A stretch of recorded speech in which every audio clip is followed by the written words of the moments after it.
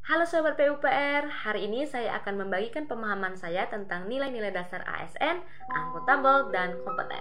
Yang pertama, akuntabel. Nah, akuntabel ini sebelum saya belajar di pelatihan dasar, sebenarnya saya masih bingung artinya apa.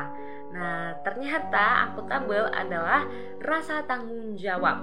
Untuk konteks ASN berarti kewajiban untuk mempertanggungjawabkan kinerjanya kepada atasan, lembaga instansinya, dan lebih luasnya lagi kepada masyarakat.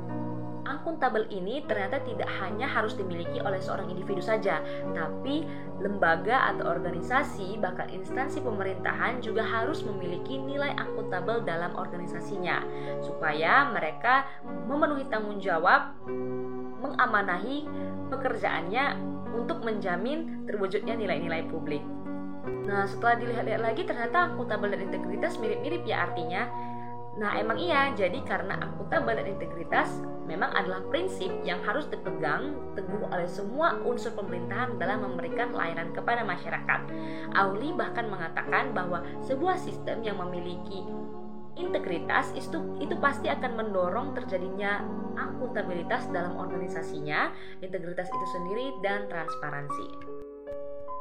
Berikut ini adalah 5 aspek akuntabilitas. Dalam ini saya mau highlight part yang akuntabilitas membutuhkan adanya laporan.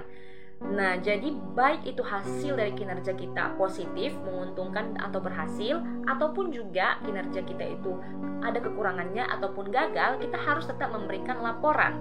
Nah, dari laporan tersebut, transparansi laporan tersebut, maka kita bisa mengevaluasi dan memperbaiki kinerja kita. Berikut ini adalah panduan perilaku atau kode etik untuk mengimplementasikan nilai akuntabel. Yang pertama, melaksanakan tugas dengan jujur, bertanggung jawab, cermat, disiplin, dan berintegritas tinggi. Persis sebelum hari ini, kemarin saya pernah diantar oleh seorang ojol. Nah, beliau menceritakan pengalamannya mengantarkan seorang ASN Kementerian PUPR dari stasiun Pasar Senen ke kantor pusat Kementerian PUPR di jam 3 sore. Lalu ojol ini bertanya kepada ASN tersebut, "Pak, kenapa nggak diantar aja langsung ke rumah? Ini kan sudah sore."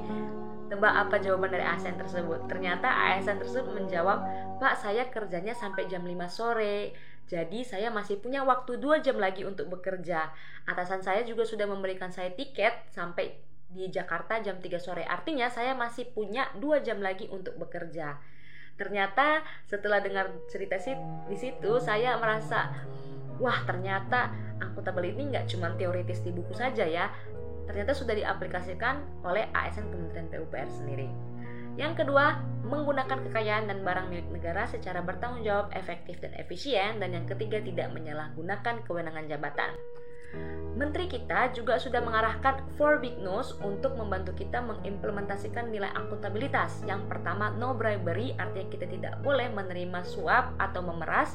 Yang kedua, no kickback, artinya kita tidak boleh menerima komisi atau ungkapan rasa terima kasih dalam bentuk uang ataupun materi. Yang ketiga, no gift, artinya kita tidak boleh memberi atau mendapat pemberian yang menyalah aturan.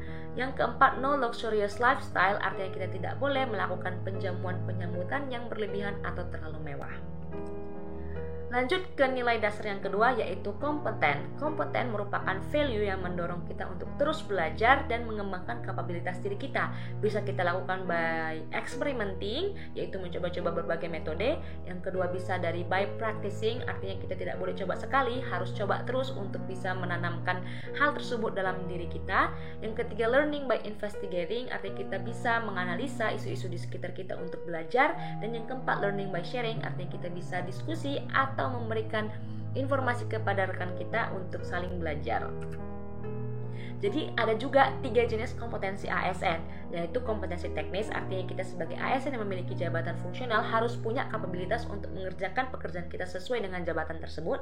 Yang kedua, kompetensi manajerial, artinya kita mampu untuk memanage, mengatur, menata lingkungan kerja kita dan organisasi kita. Dan yang keempat, kompetensi sosial kultural, artinya kita mampu bersosialisasi, membangun networking, membangun relasi, berkolaborasi dengan orang-orang atau partner kerja. Berikut ini adalah panduan perilaku atau kode etik kompetensi, mengembangkan kompetensi diri, membantu orang lain belajar, dan melaksanakan tugas terbaik.